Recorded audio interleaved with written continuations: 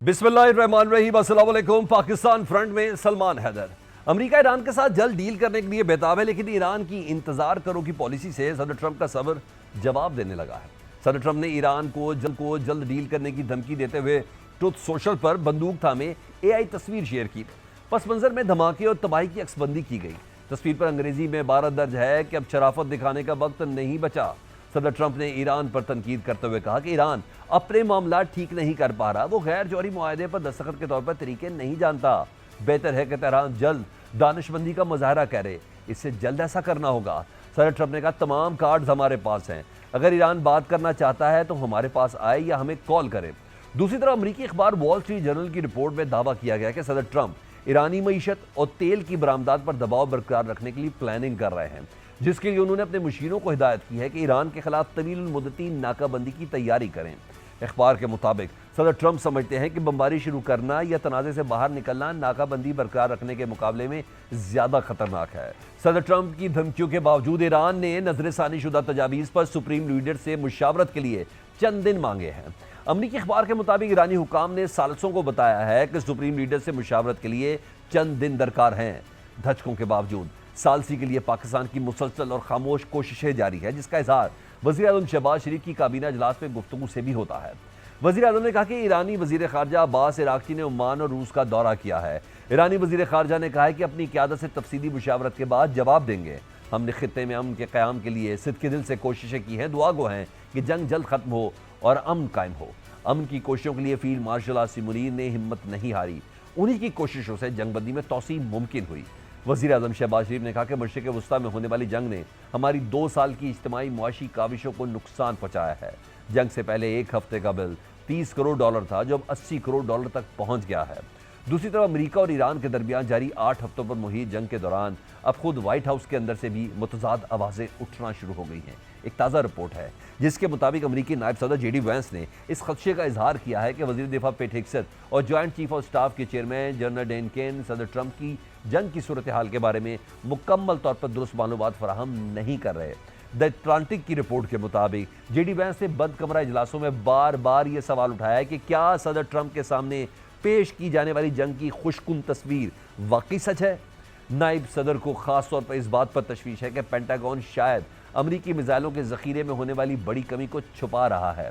वो समझते हैं कि अगर अमेरिका का इसलाहा इसी तरह ख़त्म होता रहा तो मुस्तक़बिल में चीन, शुमाली कोरिया या रूस जैसे बड़े हरीफों के साथ मुमकिन टकराव की सूरत में अमेरिका के पास दिफा के लिए कुछ नहीं बचेगा। ऐसे में पेंटागन ने ईरानी जंग के तनाजुर में जदीद मिसाइल खतरात के खिलाफ मौसर दिफाई सलाहियत न होने का एतराफ़ किया है। अमरीकी सेनेट में एक समाअत के दौरान पेंटागन के सीनियर अहदेदार मार्क ब्रोकोविट्ज़ ने बताया कि अमरीका के पास इस वक्त हाइपरसोनिक हथियारों या जदीद क्रूज मिसाइलों के खिलाफ कोई मौसर दिफाई निज़ाम मौजूद नहीं है।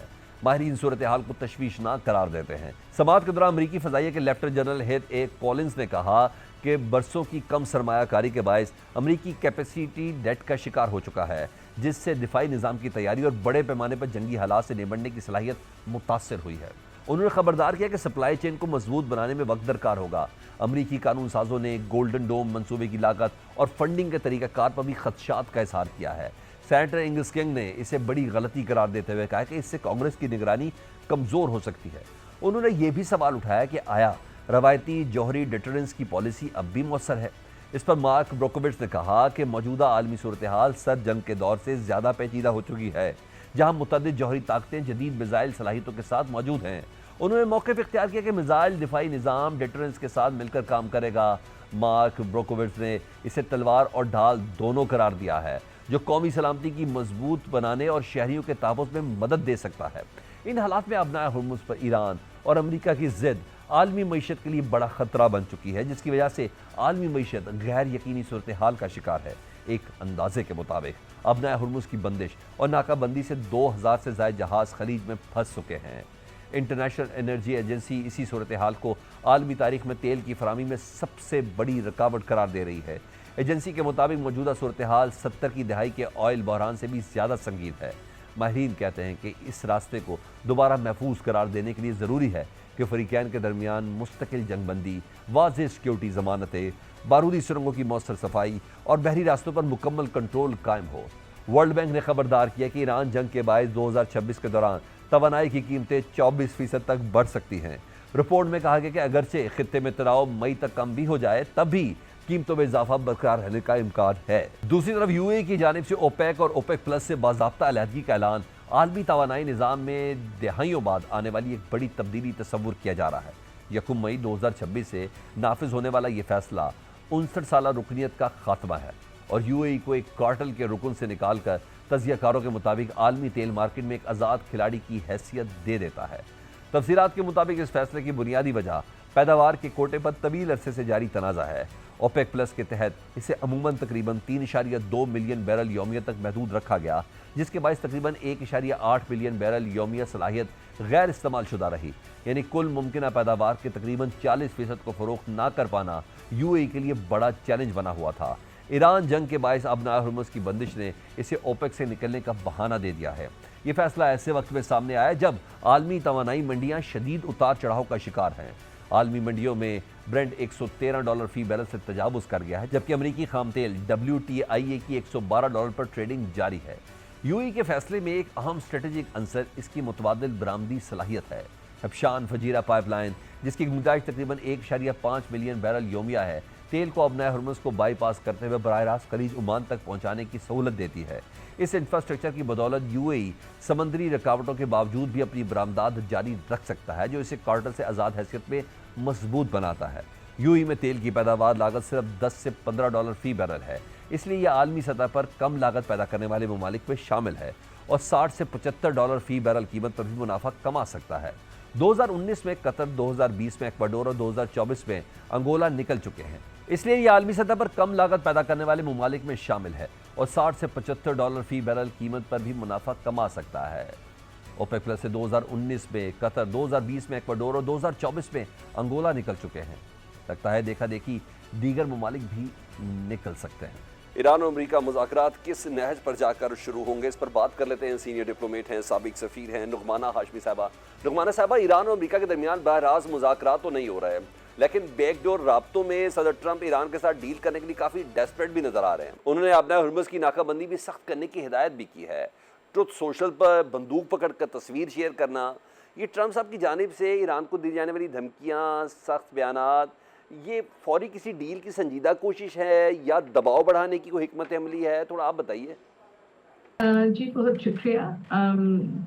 دیکھیں، براہ راست تو مذاکرات نہیں ہو رہے، لیکن اس میں کسی کو ڈاؤٹ نہیں ہونا چاہیے کہ بہت ہیکٹک ڈپلومیسی جو ہے وہ اس کے پیچھے مستقل جاری ہے، جس میں central point of those Pakistan ہے، کیونکہ پاکستان دونوں جو فریقین ہیں ان سے بھی مستقل رابطے میں ہے، اور اس کے ساتھ ساتھ جو باقی اسٹیٹس ہیں جن کا انٹرسٹ ہے، چاہے وہ ریجن میں ہے چاہے ریجن سے باہر ہے، سب کے ساتھ بہت ہیکٹک ڈپلومیسی چل رہی ہے۔ امریکہ کی بھی چل رہی ہے اور ایران کی براہ راست بھی چل رہی ہے۔ تو یہ کہنا ذرا سا آئی تھنک کریکٹ نہیں ہوتا کہ جی مذاکرات نہیں ہو رہے۔ یس، وہ جو ایک فارمل آمنے سامنے بیٹھ کے اسلام آباد کا جو سیکنڈ راؤنڈ ہے وہ نہیں ہو رہا، لیکن مذاکرات کے بہت زیادہ اور طریقے ہوتے ہیں، تو مذاکرات کا بریک ڈاؤن نہیں ہوا۔ اور اسی لیے آپ دیکھتے ہیں کہ آپ کو صبح دوپہر شام کو کوئی نئی ڈیولپمنٹ سامنے آ جاتی ہے، کوئی نئی ڈیمانڈ سامنے آ جاتی ہے، کوئی نیا ایک پہلو جو ہے اس کانفلکٹ کا وہ سامنے آ جاتا ہے۔ اب ڈونلڈ ٹرمپ صاحب کا جہاں تک ان کا پالیٹکس کرنے کا انداز ہے، نیگوسیشنز کرنے کا انداز ہے، اس سے تو اب ہم سب بہت بخوبی واقف ہیں، پوری دنیا کو پتہ ہے کہ وہ کہتے کچھ ہے، پیچھے ان کا مقصد کچھ ہوتا ہے۔ کچھ تو لوگوں کا یہ بھی خیال ہے کہ جتنا زیادہ وہ تھریٹن کرتے ہیں اور جتنا زیادہ وہ ایک اسٹرانگ سٹانس دیتے ہیں، اتنا زیادہ شاید وہ یہ کہنا چاہ رہے ہوتے ہیں کہ آؤ مجھ سے مذاکرات کرو، میں مذاکرات کرنے کے لیے تیار ہوں۔ But he does not understand کہ ان کے جو خاص طور پہ بہت ہی تضحیک آمیز بیانات ہوتے ہیں، اور وہ جس طرح اپنے آپ کو ایک نعوذ باللہ خدا کی طرح پیش کرتے ہیں کہ جی میں تہس نہس کر دوں گا، میں سویلائزیشن ختم کر دوں گا، ही वॉन्ट्स के वो जो चीज जंग के थ्रू नहीं कर सकते, वो जंग जो उन्हें शुरू ही नहीं करनी चाहिए थी, वो जो what ever the reasons was, but he now very clearly understands कि ये जंग नहीं वो जीत ठीक, सकते। अच्छा तो नगमाना साहब, अब मुझे थोड़ा सा ये भी हाँ बताइएगा बताएं। कि डिप्लोमेटिक सतह पर इसको किस तरीके से लें। ट्रंप ईरान के बिहाफ में भी ईरान की दाखिली सूरत हाल को खुद बयान करते हैं ट्वीट्स के ज़रिए, प्रेस कॉन्फ्रेंस के ज़रिए, कि शदीद इख्तलाफात हैं, क़यादत का फुकदान है, पता नहीं बात किससे करनी है। और ईरान से पूछे तो वो कहते हैं हम लोग सब एक जगह पर खड़े हैं। देखिए, दूसरी तरफ पोजीशन ये है कि अमरीकी मीडिया खुद बता रहा है कि वाइट हाउस के अंदर बड़े शदीद किस्म के इख्तलाफात हैं। जेडी वैंस खदशे का इजहार कर रहे हैं। दुरुस्त मालूमात वो कहते हैं कि डोनाल्ड ट्रंप को पेट हिज्जत नहीं पहुंचा पा रहे हैं, नहीं पहुंचा रहे हैं, मुतजाद आवाज़ें हैं। तो ये भी तो लग रहा है कि ट्रंप भी मुकम्मल तौर पर फंस चुके हैं। जी, इसमें तो कोई शक की बात नहीं है कि ट्रम्प साहब बहुत बुरी तरह फंस चुके हैं, वॉर में भी फंस चुके हैं, और अब इस वक्त भी उन्होंने ये जो ब्लॉकेट किया है इसकी वजह से उन्होंने खुद को भी, अपनी पार्टी को भी, अपने मुल्क को भी बहुत ही एक तंग गली में लाके खड़ा कर दिया है। जहां तक उनका ये प्रोपेगेंडा है कि ईरान में बहुत ज्यादा इख्तिलाफ है, तो मैं ये कहती चलूं कि अमेरिकन्स को ईरान की अनफॉर्चुनेटली समझ नहीं है। 47 इयर्स से उनके साथ इनका चल रहा है झगड़ा, लेकिन फिर भी उनको अभी तक ईरान की समझ नहीं आई। देखिए, ईरान में जब भी इलेक्शंस होते हैं, और इलेक्शंस के अलावा भी आप उनकी कमेंट्री सुने लोगों की, उनका जो पॉलिटिकल सिस्टम है, तो उसमें बहुत ज्यादा डिबेट का वो है, स्पेस है। अब कभी आप देखते हैं इलेक्शंस में वो कहते हैं हार्डलाइनर्स आ गए हैं, फिर एक इलेक्शन होता है उसमें जरा थोड़े मॉडरेट्स आ जाते हैं। तो वो उनका जो हार्डलाइनर और मॉडरेट्स का सिस्टम है, वो उनका अपना एक इंटरनल मसला है। लेकिन जब वो इंटरनेशनली डील करते हैं, जब उनके सामने अमेरिका होता है या कुछ होता है, तो अंदर इख्तिलाफ राय होना, डिबेट होना, ये एक हेल्दी सोसाइटी का और मेच्योरिटी का आपको Certainly. सबूत होता है कि जी आप बड़ा सोच समझ के डिबेट करके नेशनल डिसीजंस ले रहे हैं। लेकिन इस तरीके का इस वक्त ईरान में I don't think, yes internal debate उनकी है, but as far as this war is concerned and where they want to go with it, I think उस पे ईरान की बहुत ज्यादा क्लैरिटी है। इसीलिए इतनी बहादुरी से वो लड़े हैं, और इसीलिए आप देखें कि दुनिया अंडरस्टैंड करती है, यूरोप अंडरस्टैंड करता है, चीन, रूस, पाकिस्तान, हम लोग चीन को इसको ईरान को बहुत अच्छी तरह समझते हैं। और ईरान जो इस वक्त हिम्मत करके खड़ा हुआ है, तो उनकी पूरी कौम, उनका चाहे मिलिट्री, पॉलिटिकल, डिप्लोमेटिक, सब लीडरशिप एक पेज पे है ऑन बेसिक थिंग्स। और मुझे एक ज़रा थोड़ी सी और सिचुएशन में क्विक रिस्पॉन्स कर दें। यूएई निकला है ओपेक प्लस से। क्या ये इस बात का इशारा है कि दुनिया अब नए वर्ल्ड ऑर्डर की तरफ बढ़ रही है, मजीद नई सफबंदियाँ होने जा रही हैं? देखिए, नई सबबंदियां और वर्ल्ड ऑर्डर की तरफ से तो दुनिया पिछले 20 साल से चल रही है, और ओपेक का भी जहां तक ताल्लुक है, तो देखिए इससे पहले कतर निकल गया था, इंडोनेशिया निकल गया था, और बड़े ममालिक निकल गए थे इससे। और यूएई तो काफी अरसे से उसके कुछ तहफुजात थे ओपेक के बारे में। वो कहते थे कि जी अगर हम ओपेक पे ना हो तो हम 5 मिलियन बैरल जो है वो एक्सपोर्ट कर सकते हैं, ओपेक हमें हमारी कैपेसिटी से कम कोटा देता है, हम एक बैरल कर। तो ये तो काफी अरसे से वो चाह रहे थे निकलना। तो ये अब वो निकल तो गए हैं, लेकिन इसकी वजह से जो ओपेक का की एक स्ट्रेंथ थी, वो अब और ज्यादा, पहले भी लोग निकले हैं, अब ये भी निकल गए हैं। अब अगर वेनेजुएला फॉर एग्जांपल भी निकल जाता है तो फिर बहुत ज्यादा प्रॉब्लमेटिक हो ठीक। जाते हैं। इसकी वजह से जो इंट्रा अरब डिफिकल्टीज हैं वो भी दोबारा सरफेस हो सकती हैं, बिकॉज नेचुरली सऊदी अरेबिया भी है, वो भी है। तो ये थोड़ा सा जो यूएई का स्टांस है, इससे गल्फ के डिवाइड होने का बहुत खतरा है, ठीक है। पॉलिटिकली भी, इकोनॉमिकली भी, स्ट्रेटेजिकली भी। तो अब ये देखना है कि वो अमेरिका किस तरह उन्हें सपोर्ट करते हैं, क्योंकि देखें आज कतर और ओमान ने तो बहुत क्लियरली कह दिया है कि अगर दोबारा ईरान पे हमला हुआ तो हम नहीं सपोर्ट करेंगे ईरान के खिलाफ किसी भी किस्म का हमला। तो things are changing, اور the very fact کہ ایک اتنی بڑی پاور جو تھی وہ ایک sanctioned پاور سے ڈیڈ لاک میں ہے, that means کہ that time is up. اور جو ٹھیک باقی پاورز ہیں وہ اب ابھر رہی ہیں, ان کا انفلوئنس بڑھ رہا ہے. امریکہ کا تو دیکھیں نا آپ, کریڈیبلٹی, انفلوئنس, سب کچھ جو ہے وہ اس جنگ کے بعد تو بالکل ہی ڈائلیوٹ ہو گیا ہے. ٹھیک تو آپ یہ کہہ سکتے ہیں کہ دس ویری انفارچونیٹ وار اور اننیسیسری وار نے جو نیو ورلڈ آرڈر آ رہا تھا ایک ملٹی پولر ورلڈ کی طرف, اس کو اسپیڈ اپ کر دیا ہے. ایک ٹھیک دم سے اب وہ اسپیڈ اپ ہو گیا ہے. اس کو جس کو 20 سال لگنے تھے, اور وہ شاید اس جنگ نے اس کو اس مقام پہ پہنچا دیا ہے جس مقام پہ شاید ٹھیک 20 سال بعد آنا. بہت شکریہ. سابق سفیر نعمانہ ہاشمی صاحب ہم سے بات کر رہی تھیں. اوپیک پلس سے یو اے ای باہر نکلا ہے, اس کی انٹرنیشنل معیشت پر کس قسم کے اثرات مرتب ہو سکتے ہیں, اس پر ہمیں جوائن کیا ہے ڈاکٹر خاقان نجیب صاحب نے. ڈاکٹر صاحب, یو اے کی اوپیک اور اوپیک پلس سے نکلنے کے فیصلے سے جو عالمی تیل کی پیداوار ہے اور اسپیشلی جو عالمی معیشت ہے وہ کس طریقے سے متاثر ہوگی؟ ایک تو بات سمجھنے کی ہے کہ ان کا اب مقصد یہ ہے کہ وہ 3-4 ملین بیرلز جو تیل اس وقت بناتے ہیں اس سے وہ پروڈکشن کو انکریز کرنا چاہتے ہیں 5 سے 6 million. So they want to monetise a lot of their production. OPEC چونکہ ایک ریسٹرکٹ کرتا ہے ایک طرح سے, اور پرائسز کو $65-70 سے $80-85 تک مینیج کرتا ہے. کیوں مینیج کرتا ہے؟ بیکاز جب $85-90 سے پرائس بہت اوپر چلی جاتی ہے تو کیا ہوتا ہے کہ آپ کی جو ڈیمانڈ ہے وہ ٹوٹتی ہے. $65 سے نیچے جب قیمت جاتی ہے تو پروڈکشن نہیں ان کو جسے کہتے ہیں بارے میں آتی. اب اس سے نکلنے کا مقصد یہ ہے کہ جو ایک کارٹیل کنٹرولڈ سسٹم تھا اس میں سے ہم کچھ مارکیٹ ٹرانزیشن کی طرف جا رہے ہیں. آئی تھنک شارٹ رن میں تو دیکھیں اس وقت $116 کا برینٹ ہے, کوئی ایسا نو میجر سپلائی شاک ہوگا. Production level largely remains the same, اور جو اسٹریٹ آف ہارموز کا کلوزر ہے وہی ڈومینیٹ کر رہا ہے. In the longer term, it weakens coordinated supply management. اس کو اسی طرح سمجھنا چاہیے. Reduces the cartel discipline, اور جو less coordination ہوگی تو price volatility بڑھے گی, investment زیادہ ہوگی, production زیادہ آئے گی. Oil importing economies کے لیے obviously تھوڑی سی external vulnerability بڑھ جاتی ہے.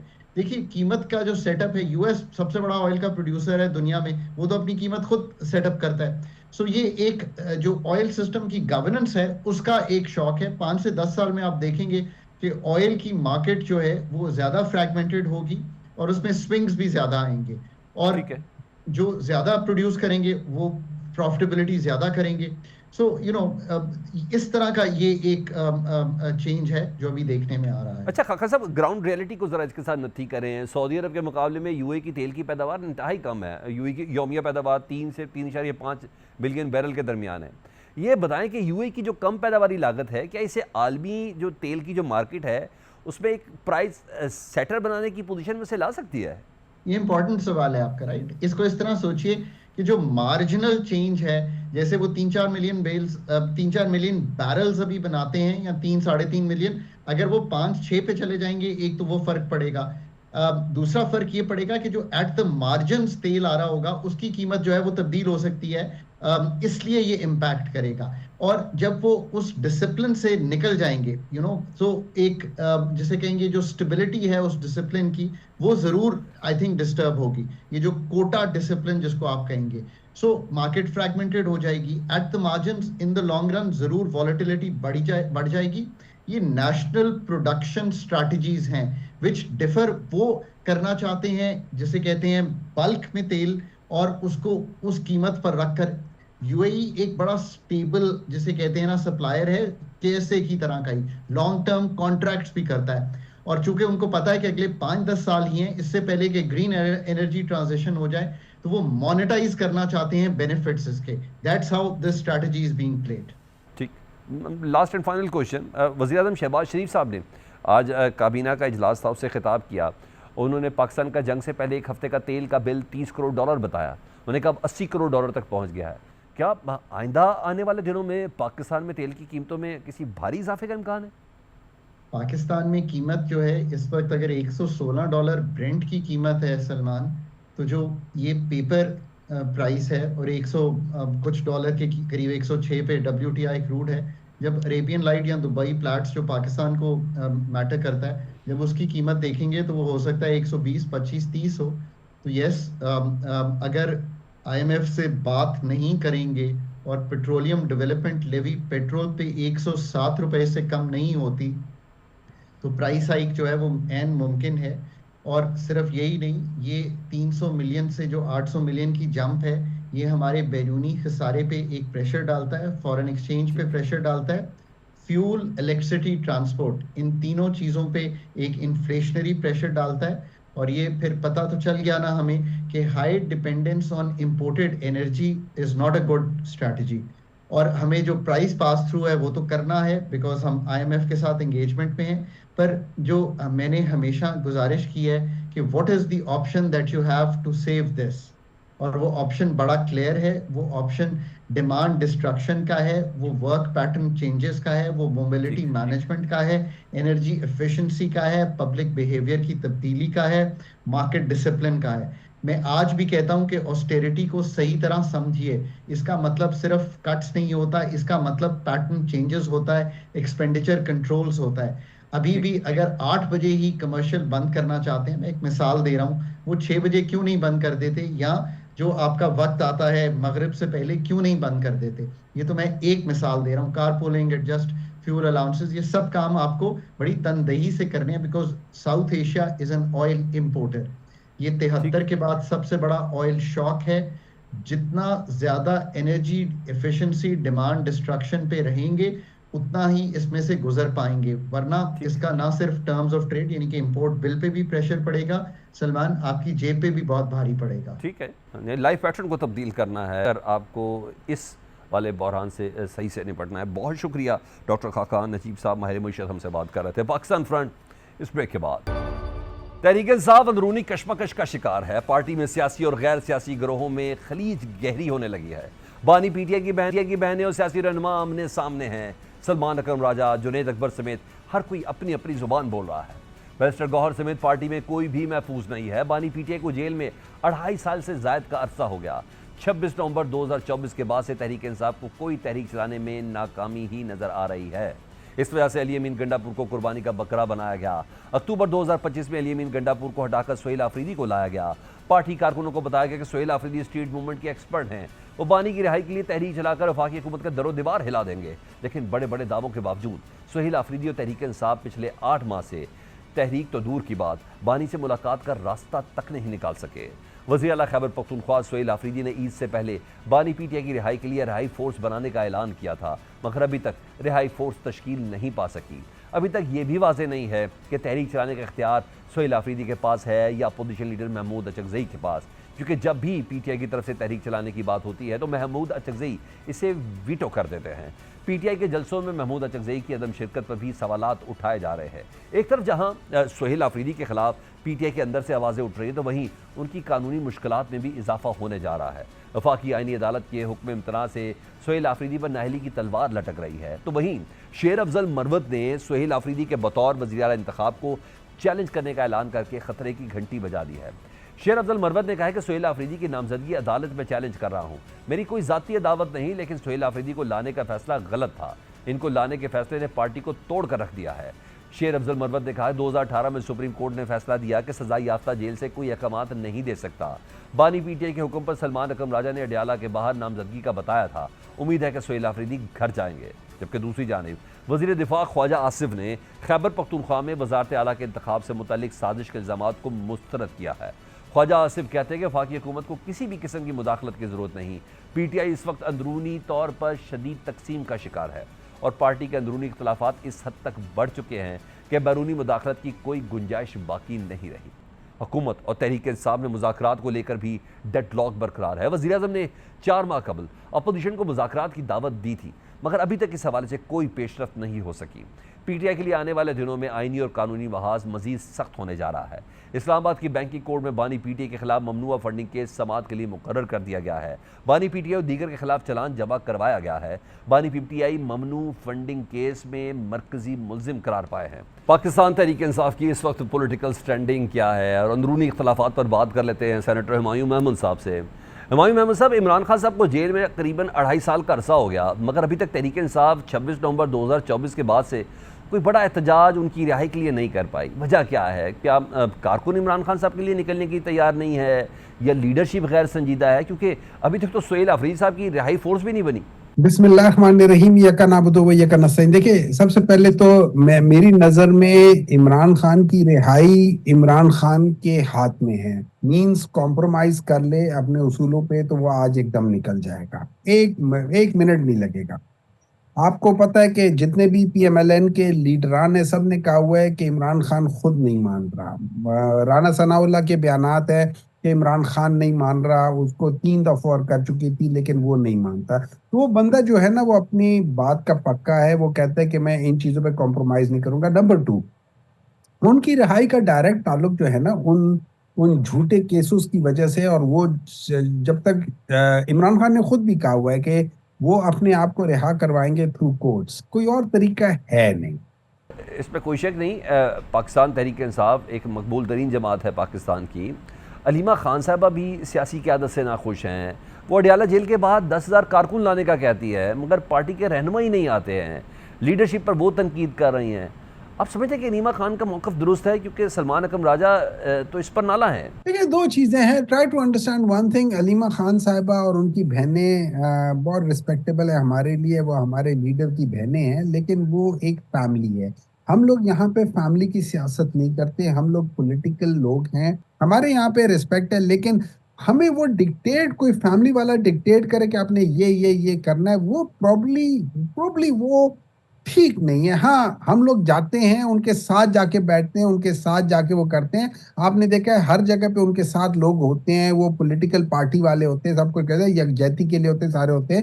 لیکن اگر یہ ڈیمانڈ کر دینا، فلانا کر دینا، میرے خیال میں شاید یہ جانا چاہیے ادروائز، لیکن آن ڈیمانڈ کہ وہ ہمیں کہیں ایز اے پولیٹیکل پارٹی، ایک فیملی والا کہے، پرابلی اس کو عمران خان بھی نہیں پسند کریں گے۔ عمران خان اپنی جگہ پہ ناخوش ہوں گے، ہم سے ناخوش ہوں گے، وہ اپنی جگہ ہوگی، لیکن یہ کہہ دینا کہ بھئی ان کی، دیکھیں، اگر ہم آج ان کے کہنے پر یہ سب کچھ ہونا شروع ہو جائے تو یہ ان کا پولیٹیسائزیشن شروع ہو جائے گی، اور family dynastic politics P T I میں بھی آ جائے گی، جو کہ نہ عمران خان چاہتے ہیں، جو کہ نہ ہم چاہتے ہیں۔ تو اس میں تھوڑی سی ڈسٹنکشن ہونی چاہیے۔ باقی ان کے جس بات پہ وہ خفا ہے، اس سے میں ایگری کرتا ہوں کہ ہم لوگوں کو وہاں جانا چاہیے۔ سر، اس پہ کیا کہیں گے جو شیر افضل مروت صاحب نے سہیل آفریدی صاحب کے بطور وزیر اعلیٰ انتخاب کو چیلنج کرنے کا اعلان کیا ہے؟ انہوں نے کہا 2018 کے سپریم کورٹ کے فیصلے کے حوالے سے کہتے ہیں کہ سزا یافتہ جیل سے کوئی احکامات نہیں دے سکتا۔ آپ کی کیا رائے ہے؟ آپ کو لگتا ہے شیر افضل مروت کے پیچھے بھی گنڈا پور ہیں؟ کیونکہ گنڈا پور کے کافی اچھے تعلقات ہیں مروت صاحب سے۔ دیکھیے، ایک شخص کو جب کوئی عزت دے اور اس کو وہ عزت راس نہ آئے، وہ اسی شخص کے خلاف، اس کی ڈیسیژنز کے خلاف چیزیں کر لے، تو پھر میں اس کا کچھ کہہ نہیں سکتا۔ شیر افضل مروت کی اپنی حیثیت، پولیٹیکل حیثیت شاید زیرو ہو۔ ان کو جو بھی عزت ملی ہے وہ پی ٹی آئی کی وجہ سے ملی، اور پی ٹی آئی عمران خان کی وجہ سے ملی ہے۔ ریسپیکٹفلی جو پروسیجر ہے سہیل افریدی کا، وہ پروسیجر ٹھیک ہے۔ He is an elected member of the parliament, اس کے اوپر میجورٹی نے ان کے اوپر اعتماد کیا ہے، ان کو ووٹ دیا ہے۔ This procedure is correct. اب وہ میں نے کہا ہو، عمران خان نے کہا ہو، امریکہ سے آواز آئی ہو، بات پروسیجر کی ہے۔ بہت شکریہ سینیٹر ہمایوں محمد، ہم سے بات کر رہے تھے۔ بہرحال پاکستان تحریک انصاف کے اندرونی خلفشات پر حکومت کہیں نہ کہیں بہت مطمئن نظر آ رہی ہے۔ حکومت کیا سوچ رہی ہے، اس پر بات کر لیتے ہیں سینیٹر ناصر بٹ صاحب سے۔ بٹ صاحب، اب پاکستان عالمی ثالث بنا ہوا ہے، اچھی بات ہے، مگر ملک کے اندر بھی ایک سیاسی عدم استحکام تو ویسے ہی برقرار ہے نا؟ کیا یہ ملک کے اندر جو استحکام کے لیے حکومت کوئی قدم آگے بڑھا سکتی ہے؟ تحریک انصاف کے ساتھ کوئی سیز فائر کے لیے کوئی تیار ہے؟ بسم اللہ الرحمن الرحیم۔ دیکھیں، عالمی سطح پہ جو کچھ ملک کی پذیرائی ہوئی ہے، پاکستان کی میڈیٹر بنا ہے، امریکہ اور ایران کے درمیان جنگ رکوائی، اور باقاعدہ یہ ایک اعزاز ہے کہ پاکستان کی بات امریکہ نے بھی کہا کہ وہی بلیو، پاکستان ایران نے بھی کہا، اور ہم نے تھرڈ وار وہ جو شروع ہونے والی تھی اس کو ختم کرانے میں سب سے اہم کردار پاکستان کا، اور یہ سیز فائر ہو چکا، جنگ ختم ہو چکی۔ اب اس میں ایک ملک کے ساتھ دوسرے، اور وہ ایک اور بات کہ امریکہ اب بھی ٹرمپ یہ کہتا ہے کہ اگر کوئی میں کسی پہ بلیو کرتا ہوں تو وہ پاکستان ہے، prime minister of Pakistan field marshal Asad Munir, اور ایران بھی یہی کہتا ہے۔ اور اب ہم وہ جنگ ٹیبل پہ بٹھا دیے، اور دونوں ایک دوسرے کے جو مطالبات ہیں اس میں بات چیت چل رہی ہے۔ جنگ جو ہے نا وہ سیز فائر ہو چکا ہے، اب انشاءاللہ جنگ دوبارہ نہیں ہوگی۔ نہیں ناصر بٹ صاحب، میرا سوال ابھی بھی وہی ہے کہ حکومتی طرف سے کون سی کوششیں ہو رہی ہیں سیاسی عدم استحکام کو ختم کرنے کے لیے، کیونکہ دسمبر 2025 میں غالباً آخری مرتبہ وزیر اعظم صاحب نے نا تحریک انصاف کو مذاکرات کی پیشکش کی تھی، مگر کوئی پیش رفت نہیں ہوئی ہے، وزیر اعظم اور اپوزیشن لیڈر کی ملاقات بھی نہیں ہو سکی ہے۔ وجہ تو ہے نا ایسا ڈیڈ لاک کی۔ آپ حکومت کو ذمہ دار سمجھتے ہیں، پی ٹی آئی کو ذمہ دار سمجھتے ہیں؟ میں بتا دیتا ہوں، دیکھیں پرائم منسٹر صاحب نے اس وقت منسٹر گور کو کہا تھا، وہ ٹیم آج بھی بنی ہوئی ہے جس میں اسپیکر جو ہے وہ یاد صادق کے ایک برج بنے تھے، اور پی ایم ٹیم پی ایم صاحب کی تھی جو اس ٹیبل پہ تھی، اور اپوزیشن کی طرف سے بھی تھی۔ لیکن وہ مذاکرات ایک دو باتیں ہوتی ہیں، محمود خان چکزئی آپ کے سامنے ہے، اس کو اپوزیشن لیڈر عمران نے بنایا، اور میں نے کہا تھا کہ یہ یو ٹرن لے گا یا اس محمود خان چکزئی کی بات بھی نہیں مانے گا۔ آج یہ ثابت ہو گیا، انہوں نے جب کے پی کے میں جلسہ کیا تو وہاں محمود خان چکزئی کو بنایا ہی نہیں، بلایا ہی کوئی نہیں۔ اب بیرسٹر گور کہہ رہے جی میں نے سہیل افریدی کو کہا کہ محمود خان چکزئی کو بنائے، ہم آپس میں بات کریں گے۔ دیکھیں یہ میری بات یاد رکھیں کہ وہ جو جیل میں بیٹھا شخص ہے نا، وہ کبھی بھی نہیں چاہتا کہ پاکستان میں کوئی استحکام آئے، اور وہ اس کی ہمیشہ کوشش ہوتی ہے کہ یہ جو پاکستان میں عدم استحکام رہے۔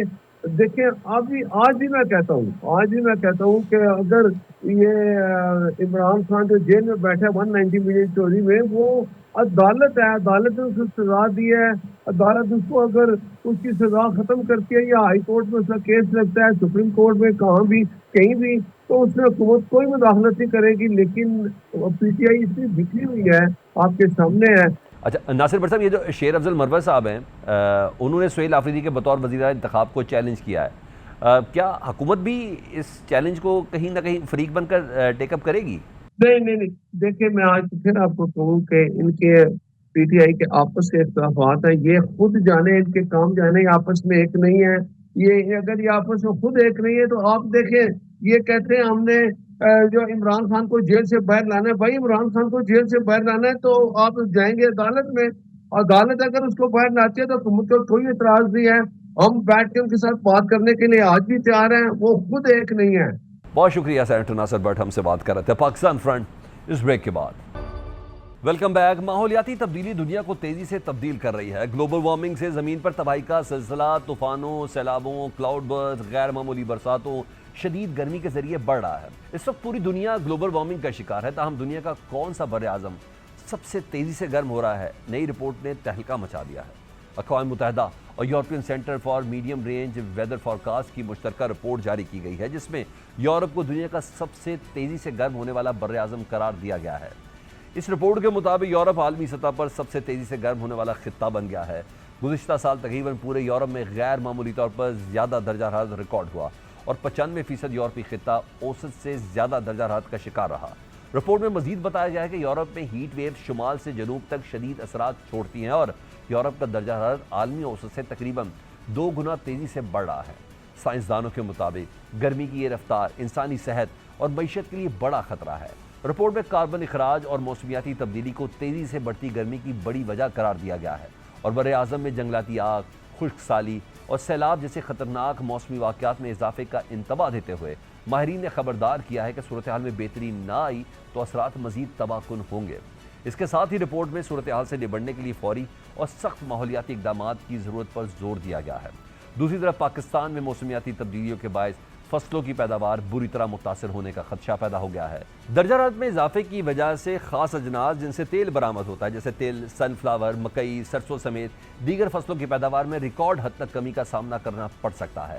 ماہرین کہتے ہیں تیزی سے بدلتی موسمیاتی تبدیلیوں کے باعث ہماری فصلوں کو بے شمار چیلنجز درپیش ہیں۔ ہماری فصلیں موسمیاتی تبدیلیوں سے بری طرح متاثر ہو رہی ہیں۔ جس وقت بارش کی ضرورت ہوتی ہے اس وقت بارش نہیں ملتی، اور بے وقت کی بارش سے فصلیں تباہ ہو جاتی ہیں۔ اسی طرح حد سے زیادہ درجہ حرارت کے باعث اس دفعہ وہ اجناس جو تیل پروڈیوس کرتی ہیں، جن میں تل، سن فلاور، مکئی، سرسوں شامل ہیں، ان کی پولینیشن پروسیس کو فرق پڑتا ہے۔ پھول بننے کے بعد درجہ حرارت اس قدر ہوتا ہے کہ وہ پھول اسی وقت مرجھا جاتا ہے، جس کے باعث پیداوار میں یقینی طور پر کمی آتی ہے۔ اس کا نقصان کسان کو اٹھانا پڑتا ہے۔ چیئرمین کسان اتحاد کا کہنا ہے کہ ہر سال سب کو پتہ ہوتا ہے کہ موسم کے باعث فصلوں کو نقصان پہنچتا ہے۔ موسمیاتی تبدیلیوں سے فصلیں متاثر ہوتی ہیں۔ موسم سے نبٹنے کے لیے پوری دنیا میں ایڈوانس ٹیکنالوجی کا سہارا لیا جا رہا ہے۔